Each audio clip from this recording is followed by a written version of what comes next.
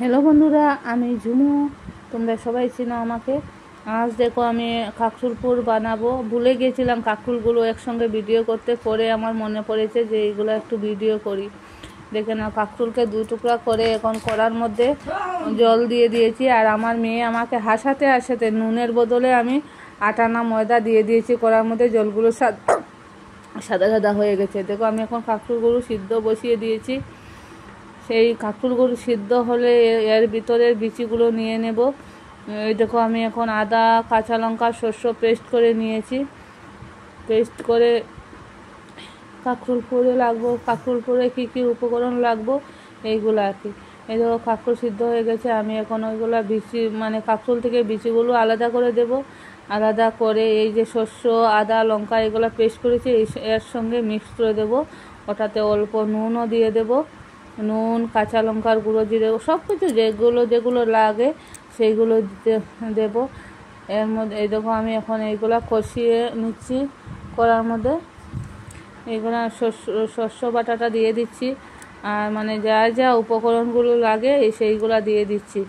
এটা কিন্তু কড়াই না, এটা লোয়ার কড়াই, এই জন্য খালো। তোমরা ভাববে আবার খালো কেন, এটা লোয়ার কড়াই, এই জন্য। বুঝতে পেরেছ? এই দেখো আমি সবগুলো মশলা একসঙ্গে কষিয়ে নিচ্ছি। অনেক যখন কষানো হয়ে যাবে তখন নামিয়ে দেব। নামিয়ে এই পাটটা কোথা থেকে আসলো এটাও বুঝতে পারছি না।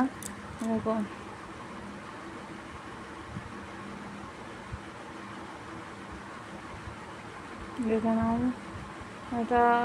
এটা অন্য একটা পার্ট এই ভিডিওর মধ্যে ঢুকে গেছে, কিছু করার নেই। এটা মনে হয় অন্য কিছু রান্নার জন্য, সম্বাস দেওয়ার জন্য নিয়েছি, কিন্তু বুঝতে পারিনি। আর পরে আর আমি এটা সরাইনি। বুঝতে পেরেছ? হ্যাঁ, এটা কুমড়া চচ্চড়ির ইয়েটা পেস্ট এটা করার জন্য নিয়েছিলাম। ওই ভিডিওতে ঢুকে গেছে, কিন্তু আমি আর এটা কাটিনি। কতবার কাটবো বলো? এই সবগুলো মশলা দিয়ে দিলাম, দেখে না। আর এই দেখো এই যে পেস্টগুলো এই কাঁকরুলের মধ্যে ভরে নিয়েছি। পরে একটু বেসন লাগিয়ে মুখ বন্ধ করে দেব। আর আমি এখানে বেসনগুলো একটা বাটিতে নিয়ে নিয়েছি। তার ওখানে একটু হলুদের গুঁড়া দিয়ে দিয়েছি। তোমরা এটা চাউলের গুঁড়ো দিলে দিতে পারো, বেসনও দিলে দিতে পারো, যার যেটা ভালো লাগে সেটা দিতে পারে। আমি বেসন দিইনি, আমি চাউলের গুঁড়া করে দিয়ে দিয়েছি। আর দেখো কত সুন্দর লাগছে। এগুলো রেডি করে রেখেছি। আর এখন কড়ার মধ্যে তেল দিয়ে দিয়েছি।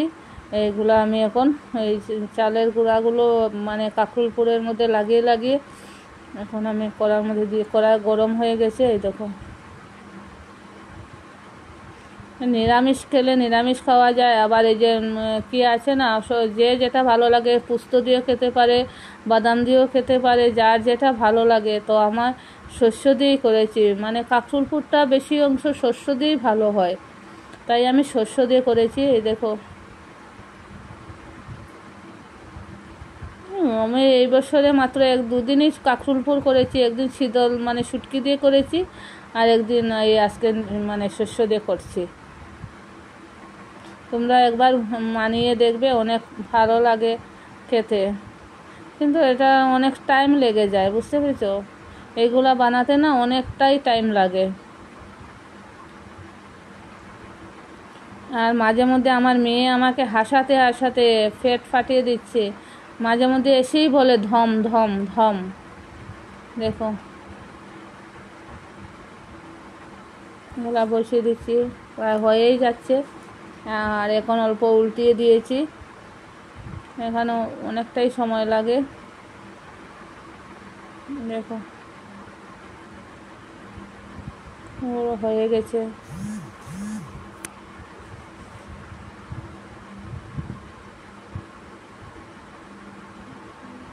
প্রায় হয়ে গেছে, এখানে উল্টিয়ে ফুলটিয়ে রাখছি।